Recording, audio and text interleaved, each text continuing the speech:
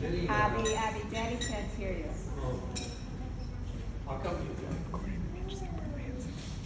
Many of the things that are discussed in the last parak in Yoma had a lot of relevance to our family this past month, which some of it I didn't realize because I was missing Daf Yomi during Shiva, but I discovered it later.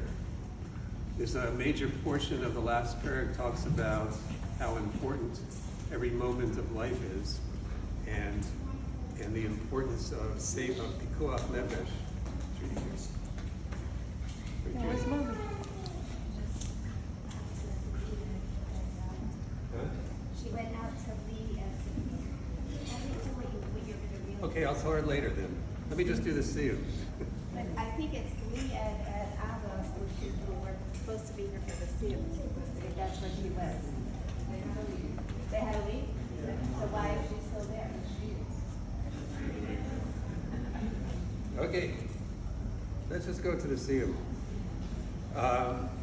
Maybe we'll discuss this another time. I think it was very relevant. Anyway, the other thing in this parak talks about the inuyim that we do on Yom Kippur, which is what I was doing when we were sitting Shiva, and which we're going to do now in the 9 days and on Tisha B'Av, which I thought was an interesting juxtaposition. Last week Sedra, in the middle of the Shloshim, talked about, at the beginning of Matos, talked about the inuyim that a woman would make a neder for herself to deprive herself of some certain things, and we have the lashon in the pasuk of Hashem Yislach Lo, just like in Yom Kippur, and it talks about and it uses the word inui, just like the lashon of inui on Yom Kippur. All of these things came together in this past month, which I have a lot to say about, but I'm not going to say it because Judy will get angry if she hears that I talked about this. So instead, She'll be angry that you said that. I'll bet I'm right.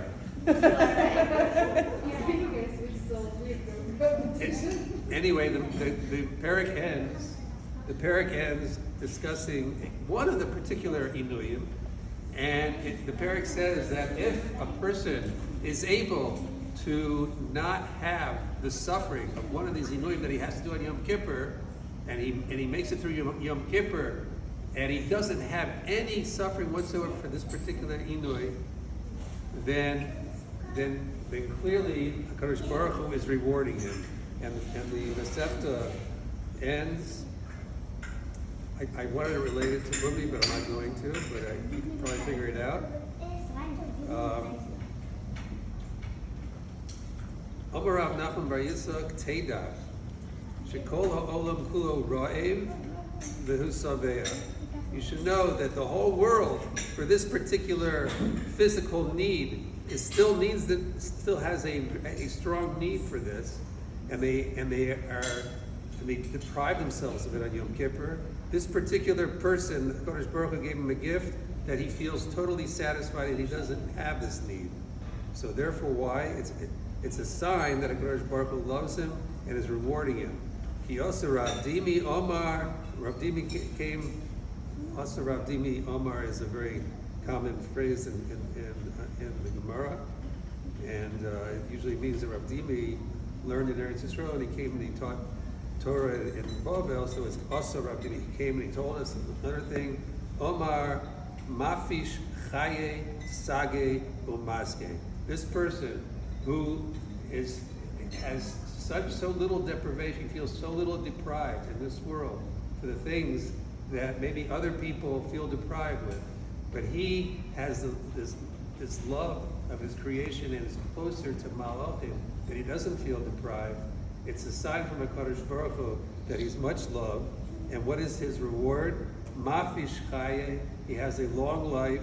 Sage Umaske. And Rashi says Sage Umaske means children and grandchildren and great-grandchildren. Wow. I don't know. Yes, there's more of that. Gosh, where is this? This is the end of Maseches Yoma. Judy's back. Here. Oh, wow. I have the thing I said. I'll just say it to you another time. No. Go ahead, say it. Say it, Adam. What I was going to say, it's one of the advantages of learning Daf Yomi is you get to start seeing themes in the Seftas. And there are, the theme of the Seftas Yoma, I think is, well, first of all, I think there's a major tension between different parts of Yoma, but one of them in the last parak, while we were sitting Shiva, while I was missing, and then in Shloshim, talked about the importance of Pikuach Nefesh. That if you find somebody under a gal, they brought it down, they compared it to the falling of the building in Miami, but it really had a lot of relevance to what you do at the end of life. And it talked about how the Pikuach Nefesh is so strong that if there's a suffix, if somebody is alive or not, you have to take away the rubble that may have fallen on them. But if you find that they're still breathing, you get to their nose, which really gets to what I wanted to say about all these Inuyim. When you get to their nose, and you still see they're still breathing, you have to go ahead and remove the rubble. So all the Mefarshim say, obviously, if you see that they're alive, you have to remove the rubble. And the Mefarshim say, no, what it means is, even though you know that after you remove all the rubble, they'll only live a short time, you have to go ahead and remove all the rubble. I thought that was, I know what we were going through at the end with Bobby, and it was many difficult decisions, but the importance of even a Chaye Shah is emphasized in the Gemara, and that was a lot of what we went through with Rav Deutsch and the shayos we were asking. And then the parak talks about the Inuyim, and as I pointed out, we had Inuyim from our own personal Avelis. There's Inuyim on Tisha B'Av, there's Inuyim on Yom Kippur, and they're really all for different reasons, it would seem. The personal Inuyim that we have for a loss of a member of a family is because we're feeling sadness and loss, and this is supposed to be a natural action that a person who's sad does, and the halacha frames it in a way that you can get out of it gradually, as Rav Breitowitz talked about last night. But then you have the Inuyim of Tisha B'Av, and the Inuyim of Tisha B'Av are to remind you of the sadness and what we've lost in the Churban. But then you have the Inuyim of Yom Kippur. It's not from sadness, it's not a day of mourning, it's not to remind us of anything particular, but it's to get us to do tshuva. And in fact, they say by a person who is having personal avelos, also the point is he's supposed to do tshuva. And it seems almost unfair to say that somebody else would pass away so that you should do tshuva. What do you mean? You're saying that somebody else their life is taken away so you should do tshuva? And that's what I was trying to get at last night a little bit.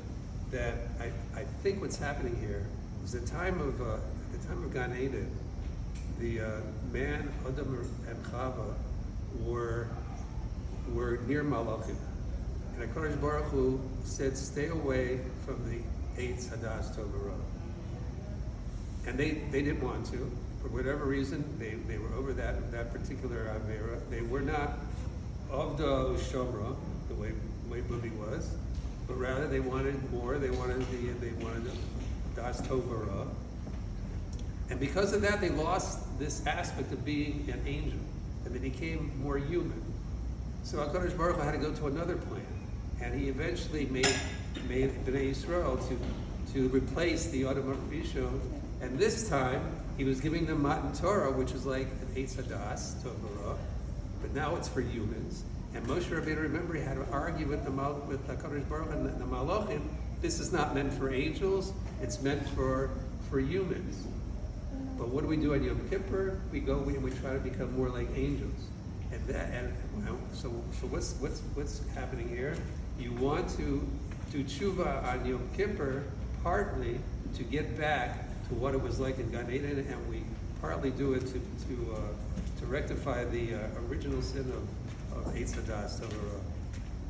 And also, I think when we have a personal loss, we also do these Inuyim also to remind us that why is there a loss? Why is there a shortened life? Why is life temporary?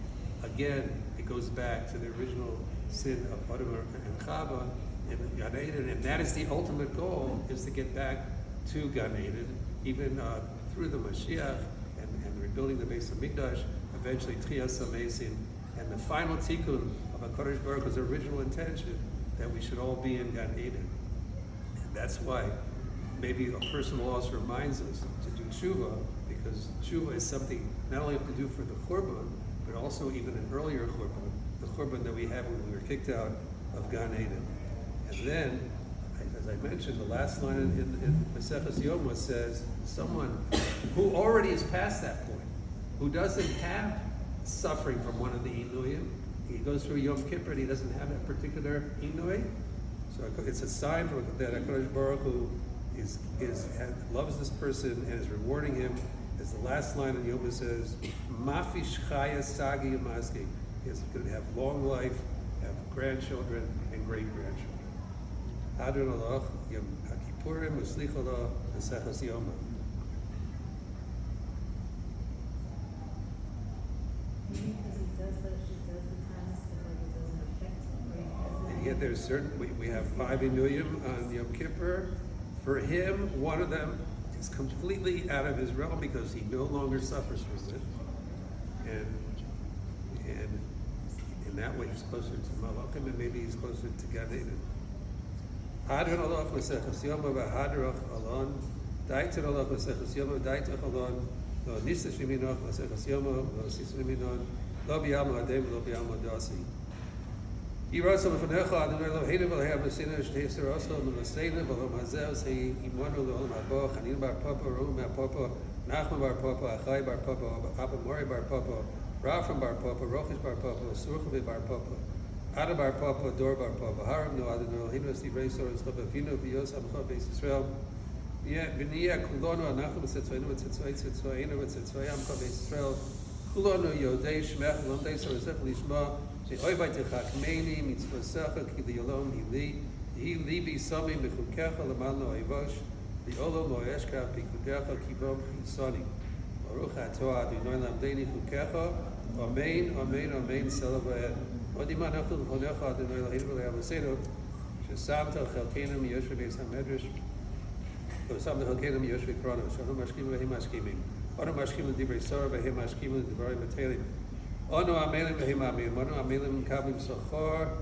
V'Hem Amelim V'Einu Mekablim Sochor Onu Rotzim V'Hem Rotzim Onu Rotzim L'Chayol Mabah V'Hem Rotzim L'Ershochas Shenemar V'Ator L'Hem Toridem L'Ershochas Anshi Domi V'Mirma Lo Yechsur Yemeyam V'Ani V'Tach Boch Yiratzon L'Fonecha Adonai L'Chai K'Shem Shazartel L'Sam Maseches Yoma Kein Tazrin L'Hasso Maseches Yisrael B'Acher L'Saimon Nilbar L'Lame Lishmar L'Hasso Z'Kayim Eskol Divrei Saman Torah Sechem B'Yavu Eskuz Kol HaTanoim Amorai Masamalich HaChamim Ya'amol Li L'Zari Shlo Somu Shator L'Piyu L'Zari L'Zera Zari Adollah B'Sis Kayim Bi Yisalecha Tancha Ito Osoch V'Shavecha Tishmar Alecha V'Kisoso Yisasichecha Ki Vi Yirbu Yomecha V'Yosif L'Chashnos Chayim Orech Yamim B'Mino V'Yismula Oshem Chavod Adonai Ozei Amoy Yitein Adonai Yvoreh Estamo V'Shalom.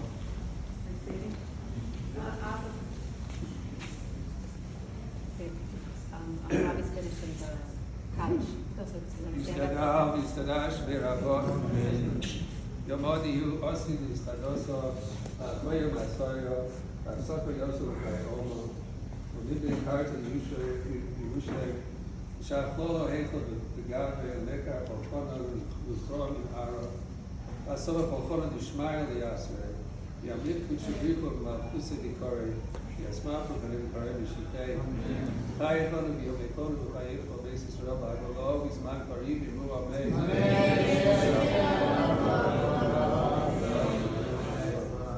Yisborach Yishtabach Yispar B'Shemam Yisnasei Yisador Yisalev Yisalom Shmei B'Kukshav B'Rifui Ve'elo B'Kol B'Chosov B'Shirosot B'Chosov B'Chosov Ta'biron B'Yomo B'Mu Amen Al Yisrael B'Arabonu B'Altamidinu B'Akol B'Tamidei Samidihon V'Akom Mondi Yaskim B'Raisa Divi Yasra David B'Chol Asar B'Azar Yehil Hon L'Chon Shlomo Rabo Chinu B'Chizu B'Rachamim Chayin arichin u'mizar rabitei. U'fukono mikono ma'abun v'ishmar v'aro. Yimru amen. Eish lamo rabo min shemayim v'chaim tovim aleinu v'akol Yisrael. Yimru amen. It says shalom imamo v'yaseh shalom v'rachamo v'yaseh shalom aleinu v'akol Yisrael. Yimru amen.